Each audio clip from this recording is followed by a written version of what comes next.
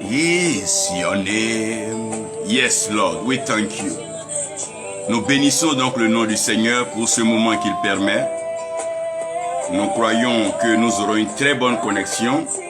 Là, nous essayons de varier entre les réseaux donc disponibles. J'aimerais donc que vous sachiez aujourd'hui au travers de ce message que l'amour joint toujours l'acte à la parole pour le bonheur de tous. L'amour parle et l'amour agit. Aimer, c'est parler. Aimer, c'est aussi agir. L'amour ne se limite pas à la parole, mais l'amour est complet lorsque l'acte vient confirmer la parole. Donc quand on aime, on bénit. Quand on aime, on délivre. Quand on aime, on libère. Quand on aime, on soutient. Quand on aime, on élève. Quand on aime, on établit. Quand on aime, on guérit. Quand on aime, on enrichit. Quand on aime, on rend prospère. Ça veut dire que Dieu a une lourde responsabilité et il va assumer cette responsabilité pour la seule gloire de son nom. Et le message que je vais vous présenter aujourd'hui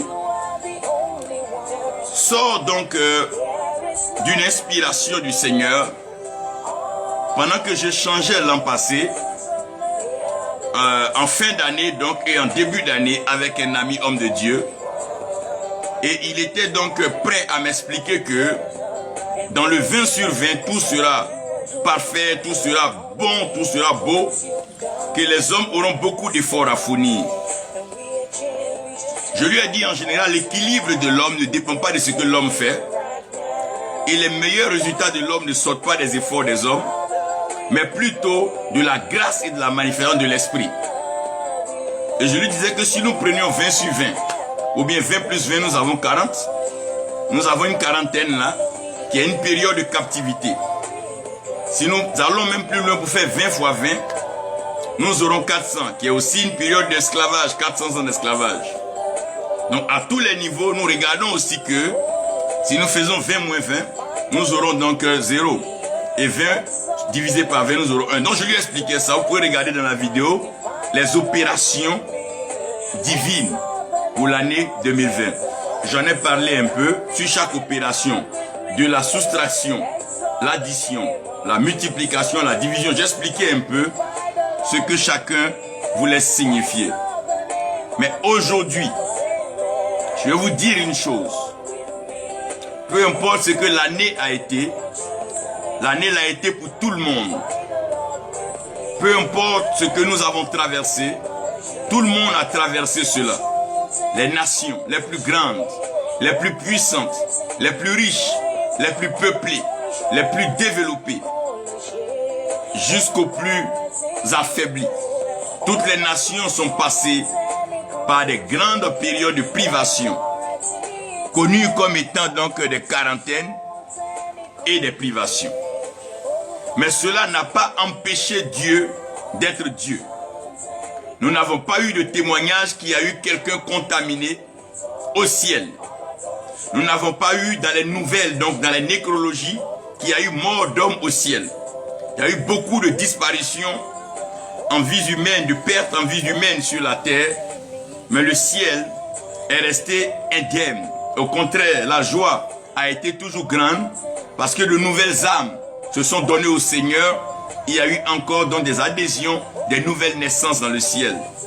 Le ciel ne nous a pas fait mention ni cas de maladie, ni de souffrance. Le ciel n'a pas été en quarantaine. Les frontières du ciel n'ont pas été fermées. Dieu a continué d'arroser son peuple et de pourvoir par la révélation, la puissance et la connaissance des Écritures. Dieu continue toujours et spécialement dans ce dernier mois, dans ces dernières heures, dans ce dernier jour, Dieu veut agir. Oh mon Dieu, le thème de mon message, Dieu sait sur quoi il compte. dis à ton frère, dis à ta soeur, dis à un ami, à un parent. Dieu sait sur quoi il compte. Quand Dieu parle, c'est que Dieu sait sur quoi il compte. Dis-lui quand Dieu parle, Dieu sait sur quoi il compte. Quand vous voyez Dieu parler, Dieu ne parle pas en vain. Ce que sa bouche dit, sa main l'accomplit. Il compte sur sa main. Il compte sur sa droite. Il compte sur sa puissance. Il compte sur son nom. Parce qu'il est l'Éternel. Il parle pour agir. Oui, Dieu parle pour agir. Maman Cécile, Dieu parle pour agir. Ah oui, Dieu agira. Soyez-en sûrs et certains. Dieu agira. Soyez-en sûrs et certains. Dieu agira. Soyez-en sûrs et certains. Pourquoi? Test. Nous avons Genèse 15, verset 6.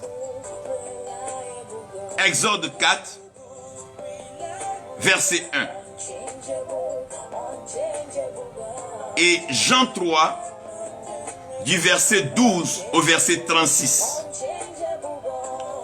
Ce que je veux faire remarquer ici, que je veux faire constater, est simple. Dieu est en train de s'adresser à Abraham. Et nous connaissons la relation entre Abraham et Dieu. Nous savons que Abraham est l'ami de Dieu. Sur cette base, un ami ne cache rien à son ami. Donc un ami offre son intimité à son ami. Donc Dieu va s'ouvrir comme il ne s'était jamais ouvert auparavant pour exposer à Abraham certaines choses.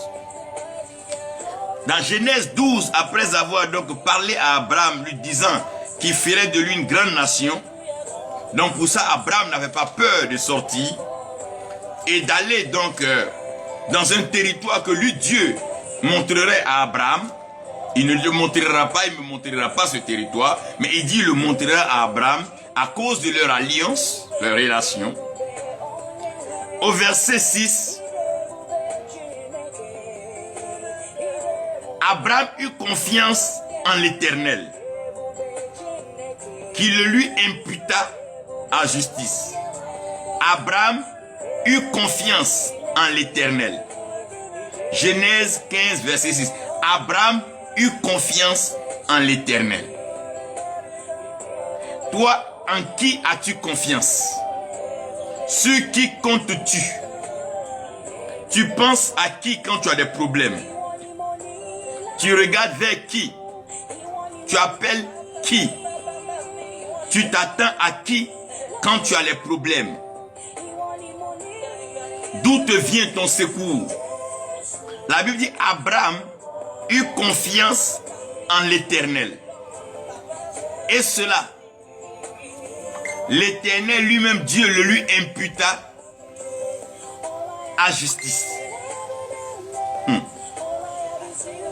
Exode 4, verset 1. Le peuple est dans une difficulté, en captivité et en esclavage, dans une souffrance inexprimable et inexplicable. Dieu se révèle à Moïse et Dieu s'adresse à Moïse. Donc le problème, ce n'est plus Moïse. Moïse, lui, il a entendu, il a vu le buisson ardent, il a même reçu un message suivi de mandat avec démonstration à l'appui du bâton devenu serpent et après redevenu bâton. Mais Dieu a dit à Moïse, ce n'est pas vraiment ces miracles que tu vas voir de par tes mains qui m'ont emmené vers toi. Mais j'ai un travail à faire avec toi avant de t'envoyer. Mets ta main sur ton cœur. Et Moïse mit sa main sur sa poitrine, dans son cœur. Et sa main était donc couverte de lèpre. Dieu était en train de dire à Moïse que mon problème réel avec l'humanité, avec tout être humain, ce n'est pas leurs mains ni leur bouche. C'est même pas leurs yeux ni leurs oreilles. Mais j'ai un problème fondamental, j'ai un problème de cœur avec les hommes. Le cœur de l'homme est tortueux, il est méchant par-dessus tout. Depuis la jeunesse de l'homme, l'homme complote le mal, l'homme planifie le mal, l'homme pense le mal, l'homme exécute le mal. J'ai un problème avec le cœur de l'homme. Donc reprends ta même main, remets-la sur ton cœur. Et la main de Moïse qui avait été couverte de lèpre est redevenue pure et saine. Donc Dieu est en train d'expliquer à Moïse que ce peuple que je vais prendre est un peuple qui est couvert de lèpre. Un peuple qui est entaché de mal, de cruauté, de méchanceté, d'animosité, de bestialité. Mais je veux prendre ce peuple sans cœur, ce peuple ingrat, égoïste, hypocrite, sorcier et méchant. Je veux les emmener, donc je veux emmener ce peuple dans ma présence afin de les purifier, afin de les rendre parfaits, de les rendre meilleurs pour une vie plus excellente et une vie plus glorieuse. Afin qu'après leur passage sur terre, ce peuple puisse jouir de ma présence et de ma bonne foi, de ma bienveillance dans ma présence. Ce qui fait que Jean aura donc cette expression. Donc Jean 3, à partir du verset 12, c'est vrai que nous connaissons Jean 3, 16, mais je vous laisse aujourd'hui lire Jean 3, du verset 12 jusqu'au verset 36. Vous aurez de la révélation. Au verset 12, le Seigneur parle. Il dit, si vous ne croyez pas, quand je vous ai parlé des choses terrestres, comment croirez-vous quand je vous parlerai des choses célestes? Parole de l'Éternel. Père, tu as l'autorité spirituelle suprême. Tu règnes dans le ciel et sur la terre. Tu as accompli tes œuvres. Viens par ta parole. Fais-nous du bien. Inspire-nous. Instruis-nous. Bâtis-nous. Donne-nous de placer toute notre confiance en toi. Donne-nous de déposer toute notre vie entre tes mains. Donne-nous de déposer notre espoir, notre foi en toi. Comme un voyageur qui arrive donc dans sa chambre d'hôtel, qui dépose tous ses bagages, toutes ses fatigues, sa charge, et il dépose tout sur toi. Donne-nous de nous déverser entièrement sur toi, car nous savons que tu es fidèle. Accomplis ces œuvres merveilleuses que tu annonces depuis le ciel, car tu sais sur quoi tu comptes, et soyez-en sûrs. Dieu agira. Père, merci pour ce message qui amènera 1, 2, 3 et peut-être 1000 personnes et des millions de personnes, des milliers de personnes à te connaître, à se confier en toi et de te voir agir pleinement pour ta fidélité que tu nous dis toujours au nom de Jésus Christ. Amen. J'aimerais donc ici ouvrir ce message avec une expression assez particulière. Vous savez, ce qui rend beau le monde, c'est la parole. Ce qui intensifie l'alliance, l'amitié, c'est la communion. Et cette communion-là, elle est gérée par la parole. C'est parce que nous nous parlons que nous nous comprenons. C'est parce que nous nous parlons que nous nous écoutons. C'est parce que nous nous parlons que nous nous donnons des engagements. C'est parce que nous nous parlons que nous nous instruisons. Mais de nos jours, la parole est devenue un jeu d'amis. La parole est devenue un jeu de club. Et la parole est devenue un jeu de clan. Oubliant que la parole en essence et la parole dans ce fondement, la parole dans sa source est Dieu. Et de la même façon qu'on ne peut pas s'amuser avec Dieu, on ne peut pas jouer, on ne peut pas blaguer avec Dieu, on ne peut pas blaguer avec la parole. Non. Puisqu'au commencement était la parole. Et la parole était avec Dieu et la parole était Dieu. Et cette parole qui était au commencement avec Dieu, cette parole a fait toutes choses. De sorte que tout ce qui a été fait, de tout ce qui est fait, ce qui est fait par la parole. Ça veut dire que la parole n'est plus de l'amusement, mais c'est la parole qui fait toute chose. La parole est agissante et la parole, elle est puissante. Mais les hommes parlent, les hommes bavardent. C'est pour ça que j'aimerais donc ouvrir cette lucarne pour dire laissez chacun s'exprimer. Laissez chacun dire ce qu'il veut dire. Laissez chacun parler. Dieu a laissé une liberté d'expression pour que l'homme s'exprime. Toute bouche ouverte est libre de parler. Frère, si Dieu n'a pas fermé la bouche de l'homme, si Dieu n'a pas cousu la bouche de l'homme, ça veut dire que toute bouche ouverte est libre. Frère, toute bouche ouverte est libre.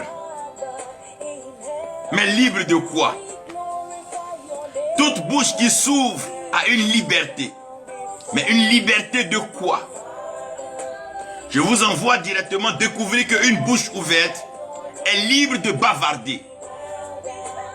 Les hommes bavardent, les enfants bavardent, les jeunes bavardent, dans des clubs, dans des espaces verts, dans des lieux de loisirs, ça bavarde. Bavarder veut dire quoi? Parler juste pour se faire entendre. Parler juste pour se faire beau. Mais malheureusement, trop bavard, très menteur. Trop bavard, trop menteur. Les hommes bavardent de tout. Mais ils n'ont aucune capacité pour accomplir leurs paroles. Les hommes savent parler. Mais quand il s'agit d'assumer leurs paroles, chacun se désengage. C'est pas ce que j'ai dit. C'est pas ce que je voulais dire. C'est pas ce que vous... Non, vous m'avez mal entendu. Non, ne m'interprétez pas mal. Pourquoi? Parce que les hommes bavardent. Bavarder, c'est dire des choses sans en assumer les conséquences, sans être conséquent, cru et pointu avec ce qu'on dit. Donc on bavarde. Qui va écouter, qui va prendre sa peine, qui va passer son temps à écouter un bavard? Évitez d'écouter les bavards. C'est pour ça que je n'écoute pas tout message. Je ne participe pas à tout culte où un homme est en train de bavarder, parlant de sa vie, où il a été, avec qui il a été, comment il s'est nourri, comment il était vêtu. C'est des bavardages. Ça n'a fait que susciter des envies, des convoitises, mais ça n'a jamais bâti une vie. La bouche ouverte est libre de raconter des histoires. Et ça, les hommes sont devenus les meilleurs. Raconter des histoires, des épopées, des recueils. Ça parle, ça raconte des histoires. Mais je bénis le Seigneur parce que la Bible n'est pas bavarde. Je bénis le Seigneur parce que la Bible n'est pas des histoires racontées. Mais elle est tangible, elle est palpable, elle est vivante. Elle est tangible, elle est palpable, elle est vivante, elle est percutante. Elle s'assume en elle-même. La Bible ne bavarde pas. La Bible ne bavarde pas. On ne dit pas les bavardages de Dieu. Non. On ne dit pas les histoires racontées de Dieu. La Bible, non. Mais toute bouche ouverte est libre de bavarder. Chacun est libre de bavarder. J'aime bien ça quand tu vas à la télévision, dans les chaînes de radio. Chacun bavarde, chacun bavarde. Ça raconte des histoires, ça et là, entre amis. Ça se fait plaisir. Chacun raconte une histoire. Mais il y a une chose que quelques personnes font. Elles parlent. Une bouche ouverte peut parler. Je préfère que tu arrêtes de bavarder.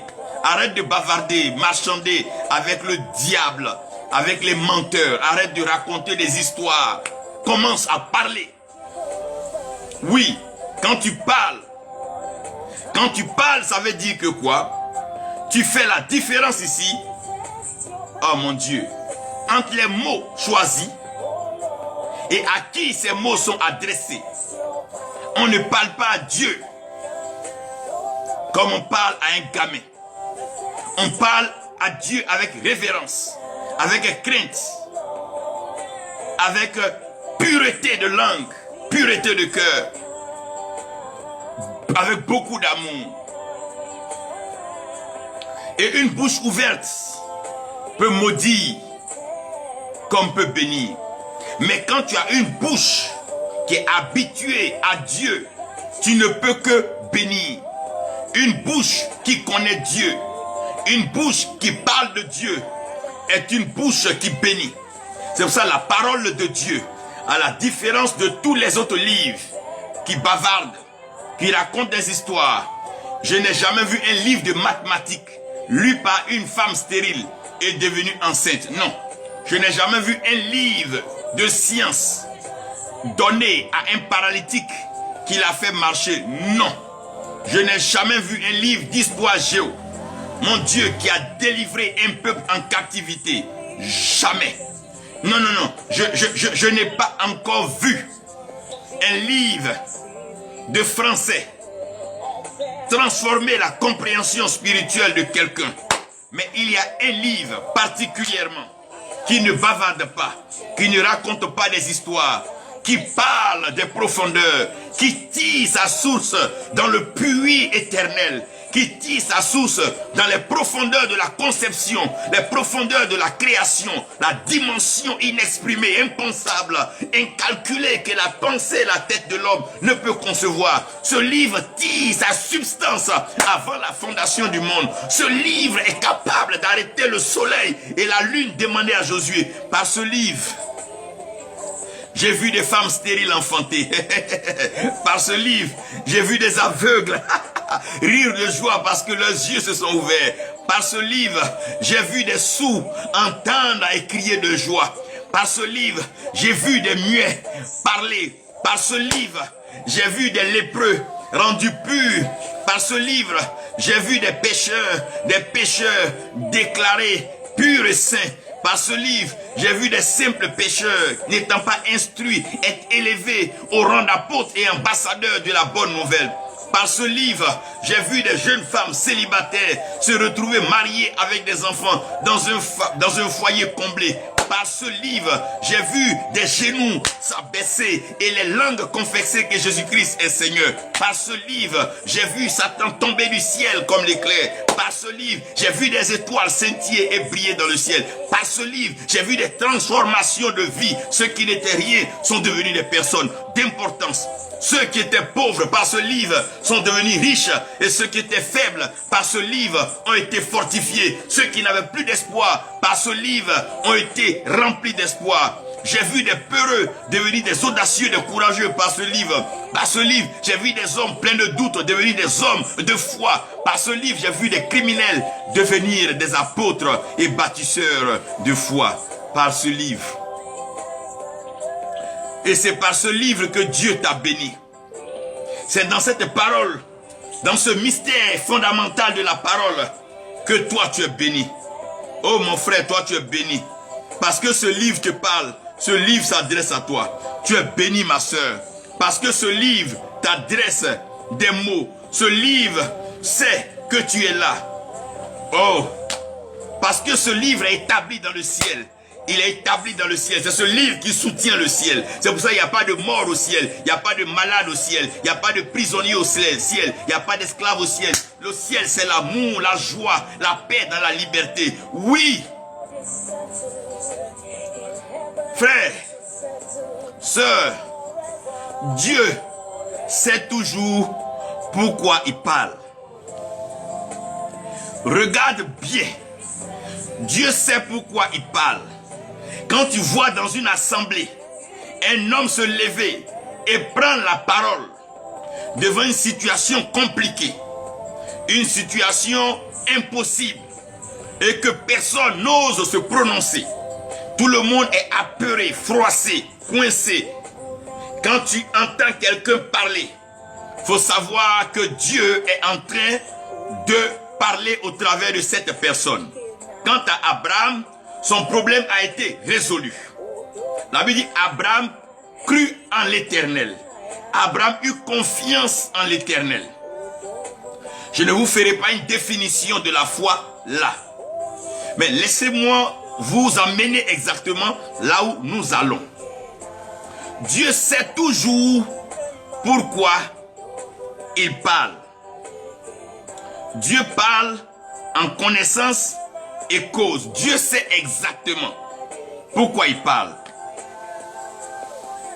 La première des choses qui me fait dire que Dieu sait pourquoi il parle, c'est que Moïse a entendu Dieu. Moïse a reçu une mission de la part de Dieu. Mais Moïse doit aller vers le peuple et leur dire ce que Dieu a dit. Moïse dit, mais le peuple me demandera, qu'est-ce qui prouve que d'abord, je t'ai vu et que c'est toi qui m'as parlé. Non, le peuple ne doute pas de l'existence de Dieu. Le peuple ne doute pas que Dieu est Dieu.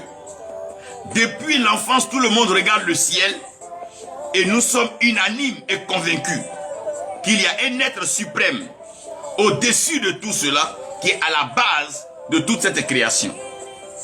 Mais Moïse demande à Dieu, mais comment est-ce que ce peuple-là saura que je t'ai entendu et que tu m'as parlé? Dieu dit à Moïse, dis-leur l'Éternel. La première chose, Dieu sait pourquoi il parle, parce qu'il est éternel. L'éternel veut dire quoi? Celui qui n'est pas compris dans le temps, mais qui définit le temps.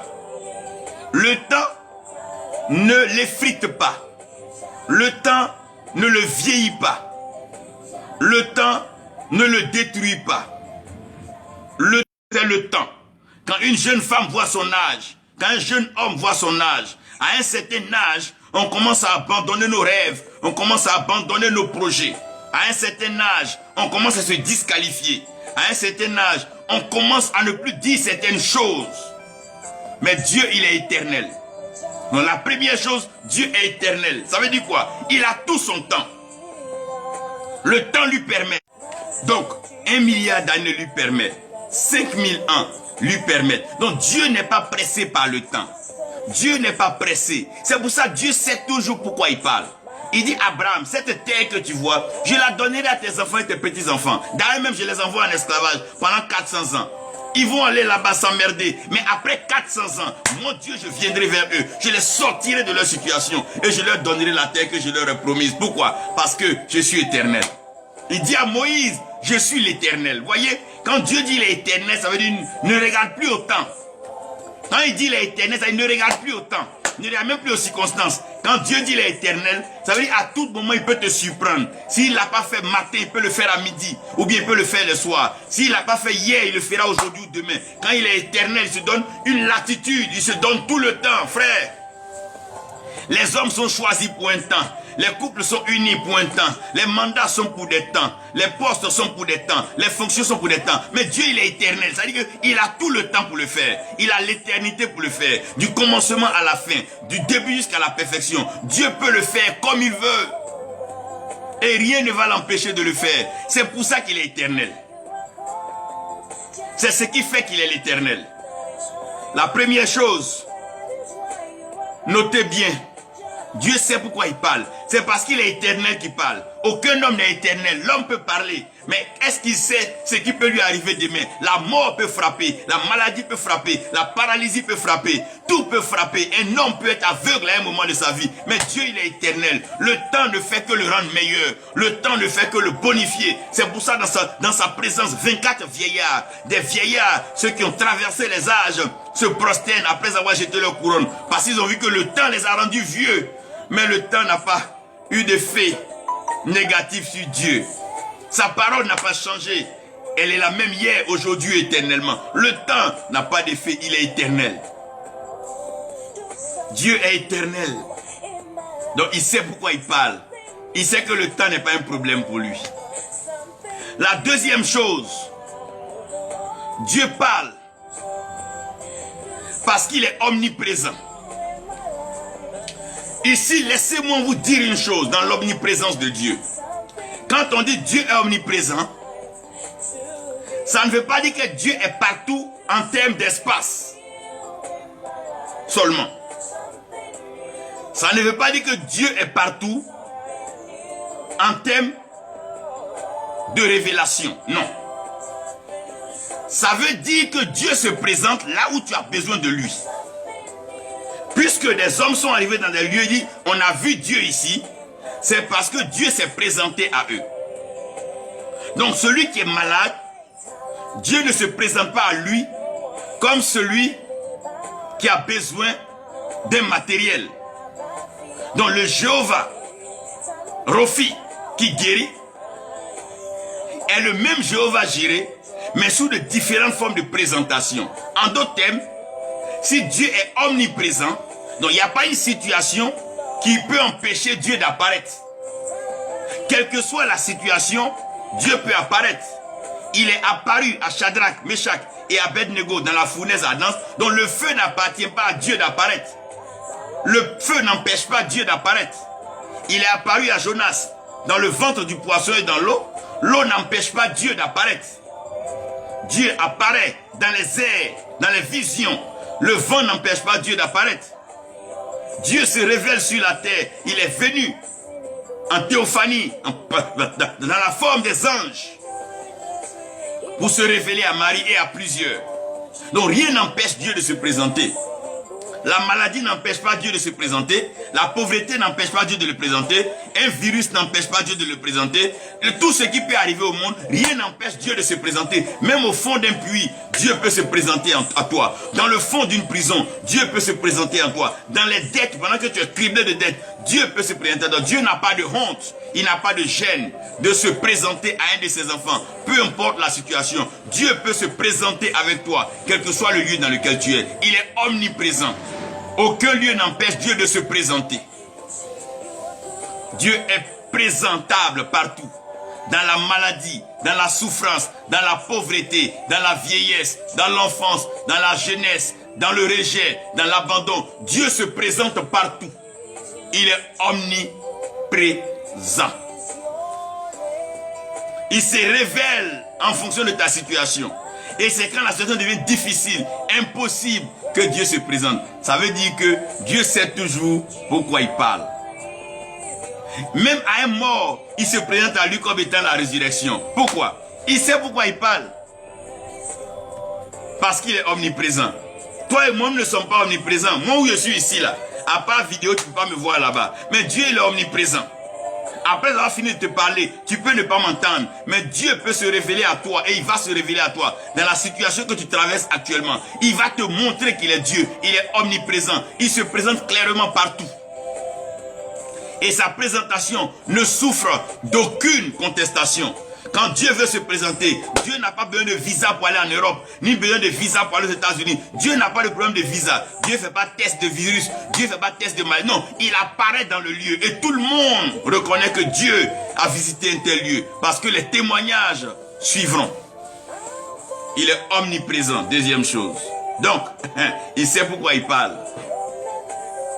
Si Dieu dit va te visiter ce matin-là en France, il sait pourquoi il parle. Parce qu'il est omniprésent. S'il dit va te visiter aujourd'hui au village, il est Dieu. Parce qu'il est omniprésent. La troisième chose, Dieu est omnipotent. Quand on parle de potence, on parle de la puissance. On parle du potentiel. Et un potentiel est une valeur, est une qualité enfouie dans une substance et qui permet à cette substance-là de pouvoir se reproduire, se multiplier, aller au-delà des attentes des hommes. C'est pour ça que le noyau de la mangue a un potentiel de devenir un manguier, de devenir un champ de mangue. C'est le potentiel. Dieu, il est omnipotent. Donc, Dieu a toute la puissance. Il a toute la latitude. Il a toute cette puissance d'agir comme il veut. Il n'est pas restreint en puissance. Il n'est pas limité en puissance. Non. Dieu est tout puissant. On ne peut pas évaluer sa puissance en watts. Non. On ne peut pas. On peut pas. Parce que Dieu, il est omnipuissant. Il est omnipotent. Il est pleinement puissant. Il a tout le pouvoir de faire tout ce qu'il veut.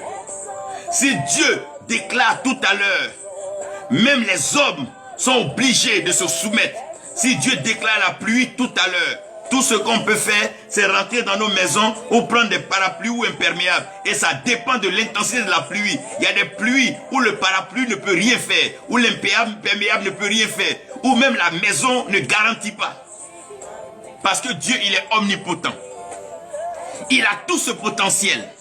C'est pour ça, Dieu sait toujours pourquoi il parle.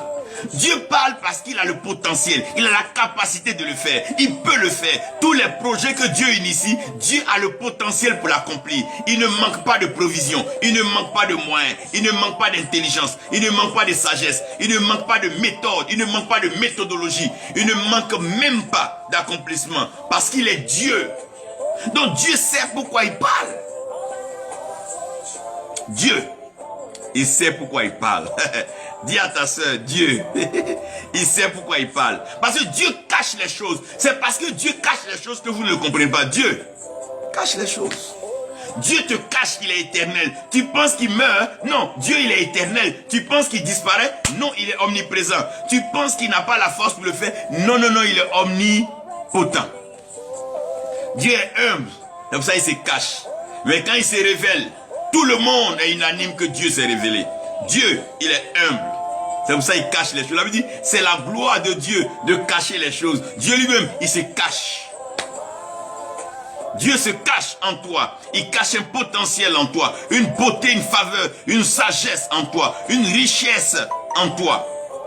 Que le monde va découvrir, déguster. Dieu sait pourquoi il parle.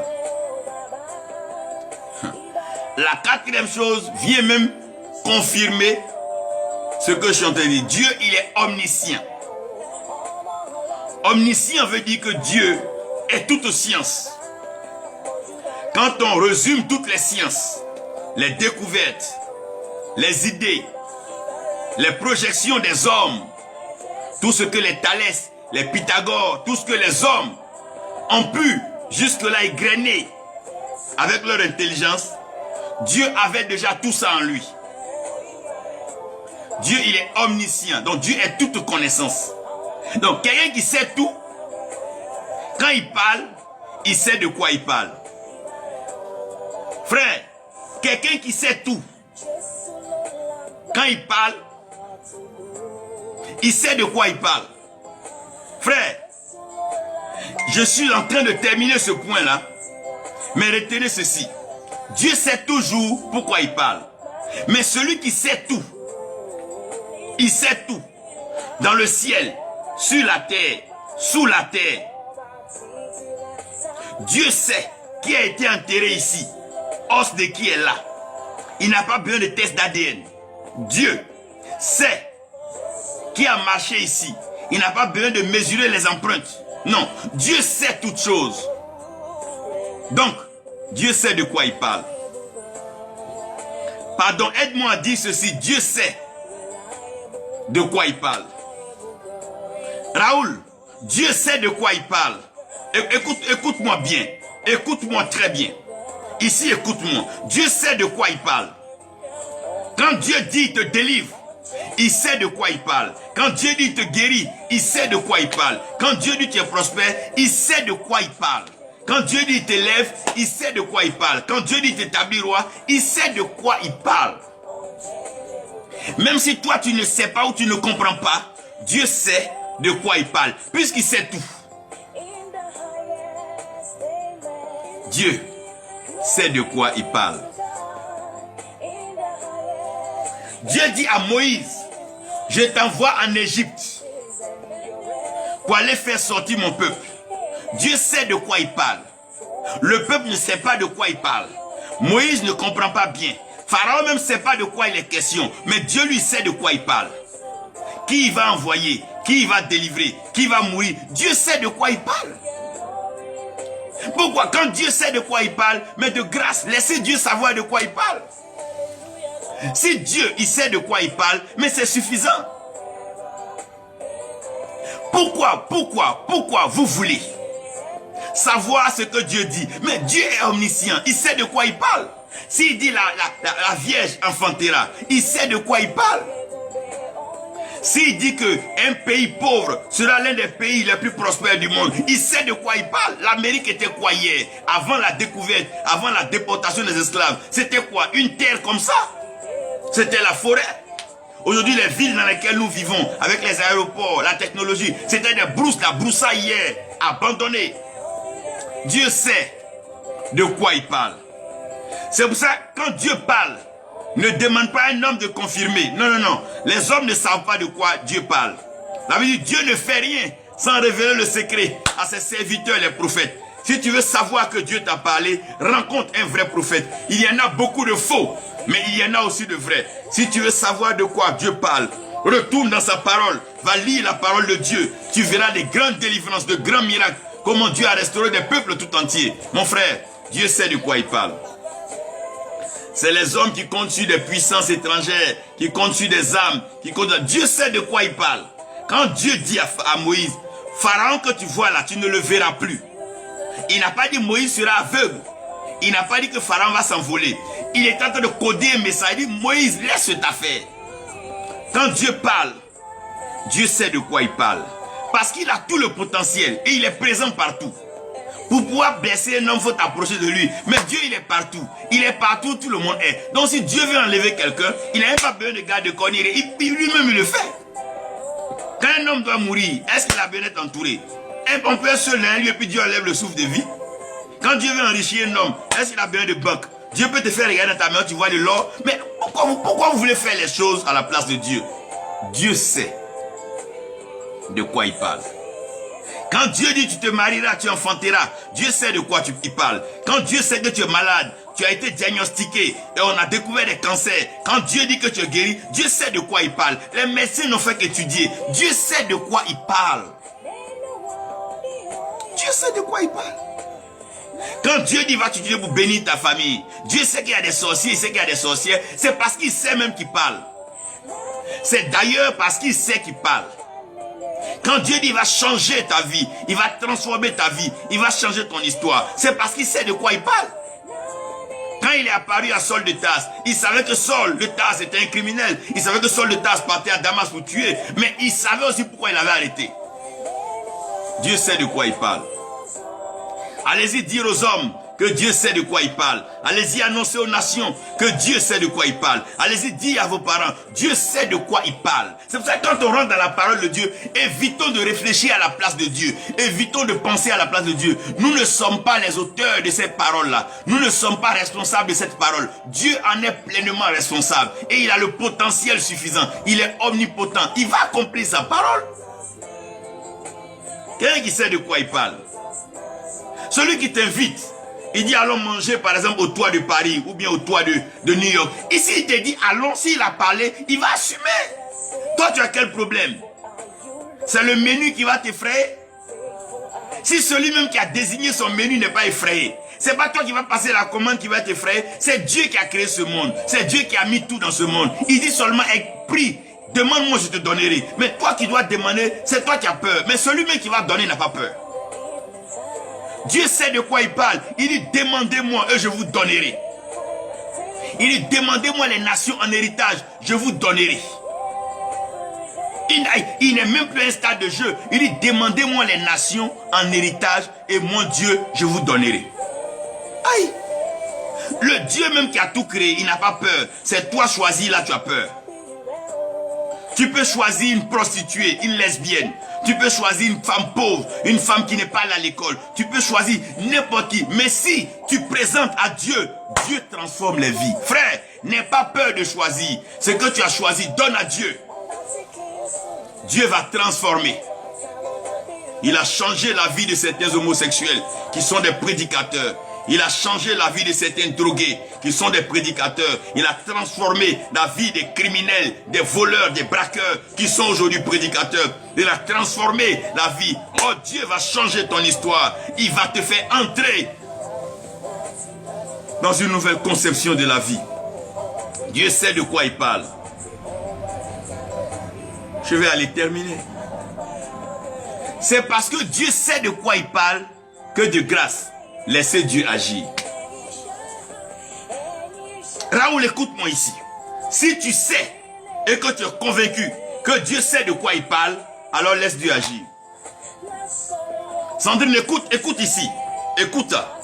Si tu sais et que tu as compris maintenant que Dieu sait de quoi il parle, mais laisse Dieu agir. Le problème des hommes, ils veulent agir à la place de Dieu. Le problème des hommes, ils veulent remettre en cause ce que Dieu lui-même n'a pas douté pour dire. Mais si Dieu a dit il va te rendre roi, c'est toi qui vas rappeler à Dieu qu'il y a des sorciers dans ton village. Donc toi tu es né avant Dieu. Tu connais ton village mieux que Dieu. Toi qui as quitté le village depuis l'enfance, ou qui n'a jamais mis pied dans ce village-là, Dieu qui est permanemment présent dans ce village. De quoi parlons-nous? Laissez Dieu agir. Tous ceux qui veulent agir à la place de Dieu finiront dans la honte, dans la captivité et dans l'humiliation. Dieu ne laisse personne faire ce qu'il dit. Quand Dieu dit va t'enrichir, il sait sur quoi il compte.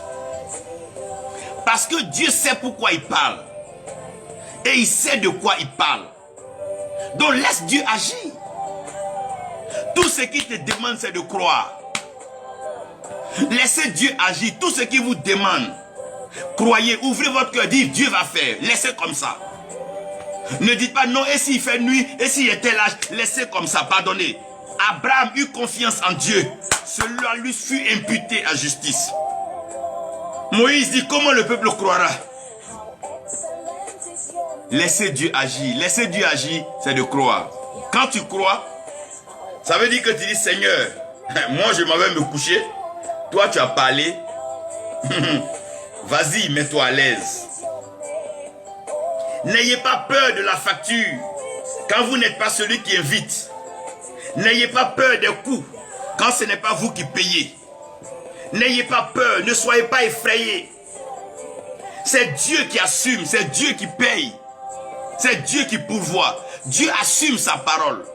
C'est Dieu qui rachète les événements. C'est Dieu qui crée les circonstances. C'est Dieu qui favorise les rencontres. C'est Dieu qui favorise les séparations, les divisions. C'est Dieu. Vous savez quel problème? On doit croire aujourd'hui. Et moi, ce qui me fait plus mal, quand les chrétiens regardent la fin des temps, la fin des temps. Mais la fin des temps, c'est pas l'Apocalypse qui en parle. C'est pas dans le même Apocalypse que la Bible dit que Satan sera enchaîné, jeté dans le feu. C'est pas dans le même Apocalypse on dit l'ancienne terre et l'ancien ciel passeront. C'est pas dans la même Apocalypse on dit qu'on verra la nouvelle cité, la paix descend du ciel. Mais donc on a peur de quoi? Qu'est-ce qui te fait peur? C'est la marque de la bête qui te fait peur? La marque de la bête, c'est pas dans une affaire d'Apocalypse 13. Va plus loin et puis regarde. Pourquoi on a peur? Mais laissez Dieu faire. Vous pensez que c'est vous qui avez créé Satan? Non, c'est Dieu qui l'a créé. C'est Dieu qui a créé les anges, les archanges. C'est Dieu qui les a créés. Dieu connaît leurs limites. Dieu sait comment les prendre. Attendez, la marque de la bête. La Bible dit celui qui est intelligent et calcule, c'est un chiffre d'homme. On se fait peur, non, vaccin. Mais Dieu peut désamorcer un vaccin dans ton corps. Il y a des bombes partout sur la terre. Mais pourquoi cela n'avance pas? Je me rappelle, je disais à des amis que non, les gens de 2020, Dieu va gérer les situations. Regardez, on a eu des temps, des élections partout dans des pays. Mais regardez cette année. C'est vrai que les gens sont agités, mais regardez le bilan par rapport aux années passées. Même les années où on a dansé, on a fêté, on a organisé. Mais Dieu gère. Il faut qu'on soit honnête et reconnaissant pour le bilan qu'aujourd'hui, on n'est pas arrivé à 1000 morts, ni 10 000 morts, ni 100 000 morts. Sachez apprécier ce que Dieu fait. Vous voulez qu'un pays soit décimé? Tous les gens ont prophétisé, l'aura génocide. Dieu n'est pas ainsi. Dieu dit, il garantit la paix. Dieu dit, il apporte la joie. Dieu bénit. Pourquoi? Vous pensez que Dieu a besoin d'un désordre pour faire ce qu'il veut? Si Dieu veut enlever un chef, si Dieu veut enlever un roi, Dieu veut enlever un vassau, Dieu veut enlever un enfant, mais c'est Dieu qui le fait. Est-ce que quand les rois meurent, il y a une tapage médiatique avant la mort? C'est Dieu qui enlève qui il veut. C'est Dieu qui place les gens, c'est Dieu qui les enlève. Tout homme qui est né de Dieu, Job dit c'est Dieu qui a donné, c'est Dieu qui a repris. À lui revient la gloire. Pourquoi nous pensons que les choses doivent être comme ça avant que ça soit comme ça. Les voies de Dieu ne sont pas nos voies. Les pensées de Dieu ne sont pas nos pensées. Dieu savait comment préserver les vies. Et toute chose concourt au bien de ceux qui aiment Dieu. Même si ce n'est pas ce que tu penses, quand c'est Dieu qui fait, ça doit t'arranger. Qui t'a dit que celui que tu veux, sa présence n'aurait pas causé plus de morts? Vous savez, on s'emmerde. Frère, Dieu sait, laissez Dieu agir. Laissez Dieu, de grâce, laissez Dieu agir. Laissez Dieu faire ce qui lui plaît. Il est le Seigneur des seigneurs, il est le roi des rois, il est le maître des circonstances. Il contrôle les événements parce qu'il est Dieu. Laissez Dieu agir. La fin des temps n'a qu'à arriver, mais moi je ne suis pas inquiet. Mais la fin des temps, là, ça ne veut pas dire que Dieu n'est plus là. C'est les temps seulement qui sont en train de finir. Sinon Dieu il est éternel. Et c'est quel temps même qui finit? Quand un temps fini, un nouveau temps arrive, après la tribulation et tout, nous aurons le règne millénaire. Pourquoi vous ne me parlez pas du règne millénaire? Venez m'expliquer le règne millénaire, plutôt que de me parler de la tribulation, tout et tout. Arrêtez de me parler, non. Mais pourquoi vous me parlez? Vous pensez que c'est hier que la terreur a commencé? Vous pensez que c'est hier, c'est l'événement des terroristes? Quand Caïn tuait Abel, vous étiez là? Quand il y avait les guerres, quand les Amalécites plaçaient des embuscades sur les chemins des peuples, c'est pas hier. Quand les rois se faisaient des faux coups dans la Bible, c'est pas hier. Rien n'est nouveau sur la terre. Vous faites peur pour rien. Est-ce que malgré ces confinements, Dieu ne vous a pas nourri? Est-ce qu'il ne vous a pas donné à manger? Vous n'avez pas eu de vêtements? Vous n'avez pas eu de secours, de nouveaux amis? De quoi avez-vous peur? Laissez Dieu agir. Dieu sait sur quoi il compte. Moi, je ne sais pas sur quoi il compte, mais il m'a dit qu'il compte sur sa parole pour agir. Donc, ce que je lis dans sa parole, je crois. Tant que c'est la parole de Dieu, ce que je fais, je crois. Si Dieu dit la femme, la vierge va enfanter, je ne me moquerai pas parce que je vais croire. Esaïe a dit la vierge enfantera. Je me demande ce que les gens du temps d'Esaïe ont dû penser de lui. Mais est-ce que ça va chez lui? Une vierge va enfanter comment? Sans connaître un homme? Mais c'est arrivé. Dieu sait de quoi il parle. Vous pouvez en être sûr que Dieu triomphe et Dieu triomphera toujours. Vous pouvez en être sûr que Dieu règne et régnera toujours. Vous pouvez en être sûr que Dieu contrôle et Dieu contrôlera toujours. Vous pouvez en être sûr que Dieu gouverne et que Dieu gouvernera toujours. Vous pouvez en être sûr que Dieu ressuscite les morts et il les ressuscitera toujours. Vous pouvez en être sûr que Dieu gagne les âmes et Dieu les gagnera toujours. Vous pouvez en être sûr. Soyez-en sûrs. Soyez-en rassurés. Asseyez-vous et regardez avec vos yeux. Vos bouches témoigneront. Soyez-en rassurés, frère. Je veux te rassurer ici. Raoul, écoute-moi bien. Sois-en sûr.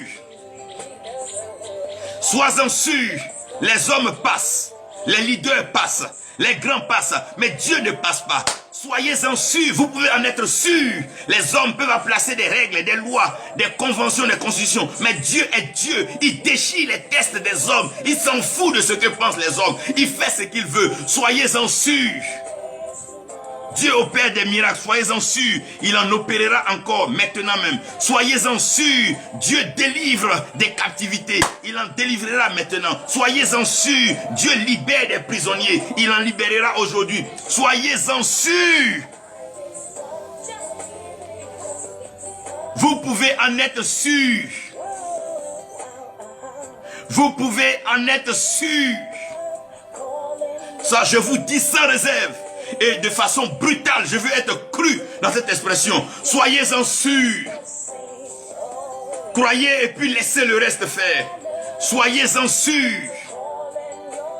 Il damera le pion à Satan comme il a damé au ciel. Il damera le pion au démon comme il a damé au ciel. Il damera le pion au mal comme il a damé au ciel. Il damera le pion aux ténèbres. La vérité triomphera toujours du mensonge parce qu'il est Dieu. Soyez-en sûrs. Soyez-en sûrs, il n'a pas encore fini. Il a encore plus d'une carte, il a encore plus d'un jockey, il a encore plus d'un tour dans son sac. Ah, Dieu a un sac merveilleux. Ses mains sont des mains miraculeuses. Quand les mains de Dieu jonglent la vie d'une personne, elle peut aller aussi haut que l'homme ne peut penser. Quand les mains de Dieu jonglent ta vie, quand les mains de Dieu, oh mon Dieu, quand tu tombes dans les mains de Dieu, quand tu entres dans la manifestation des mains de Dieu, que la puissance de Dieu est sur toi, la main de Dieu se posera sur toi. La main de l'Éternel se posera sur toi. Oh, c'est beau d'être entre les mains de Dieu. Quand Dieu te jongle dans ses mains, il te protège dans le creux de ses mains. L'ennemi ne peut rien faire. Il te protège. Oh mon Dieu, tu es sécurisé dans les creux des mains de l'Éternel. Il dit, Esaïe, regarde, j'ai gravé vos noms dans mes paumes. Il grave dans sa paume. Ouh, aïe, aïe, aïe, soyez-en sûrs. Le monde, la Bible dit, il tient le monde entre ses mains. Il tient les hommes et leurs œuvres entre ses mains. Il tient les cœurs. C'est lui qui incline les cœurs des rois. C'est lui qui incline les cœurs des chefs. Il tient le monde entre ses mains. Quel Dieu! Soyez-en sûrs. Soyez-en rassurés. Soyez calmes et tranquilles. L'Éternel livrera bataille.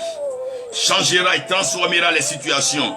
Dieu bénira pour rendre la vie plus belle, plus heureuse et plus merveilleuse. Il orientera les vents en votre faveur. À cause de vous, il fera monter, oh mon Dieu, il fera monter sa louange des lèvres de vos ennemis. Parce que vos ennemis vont célébrer le Dieu qui vous a appelé, le Dieu qui est avec vous. Tellement Dieu va les rabaisser, il va les emmener à comprendre qu'il est Dieu. C'est lui qui rabaisse qui il veut, c'est lui qui élève qui il veut, c'est lui qui déstabilise qui il veut, c'est lui qui établit qui il veut. C'est lui qui est Dieu. Il fait comme il veut. Il ne rend compte à personne. Il est le juge suprême. C'est lui qui se tient sur le trône du Béma, le trône de jugement. C'est lui qui s'établit et sa robe remplit le pan, oh mon Dieu. Le pan de sa robe remplit tout le temple et sa sainteté est reconnue de tous. Dieu reste Dieu. Aïe, aïe, aïe, aïe, aïe. Soyez-en sûrs, soyez-en rassurés. Dormez tranquillement. Faites comme si...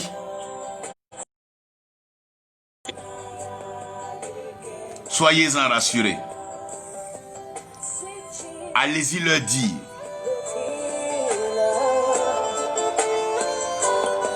Il est le pilier de notre vie. Soyez-en sûrs, soyez-en rassurés. À ce niveau-là, ça je vous donne la garantie. Je dirais même à 1000%. Je dirais même à 1 milliard de pourcents. Ça j'irais même encore plus loin. Ou dit à infini de pourcents. Non. Sûr et certain. Je n'ai pas d'histoire à vous raconter. Je ne veux pas être bavard. Non. Je vais vous parler là. Dieu sait pourquoi il parle. Il sait de quoi il parle. Dieu agira. Soyez-en sûrs. Écrivez ceci, Dieu agira. Soyez-en sûrs. Dieu agira. Soyez-en sûrs. Dans le monde entier, Dieu agira. Soyez-en sûrs. Dieu agira. Soyez-en sûrs. Il est le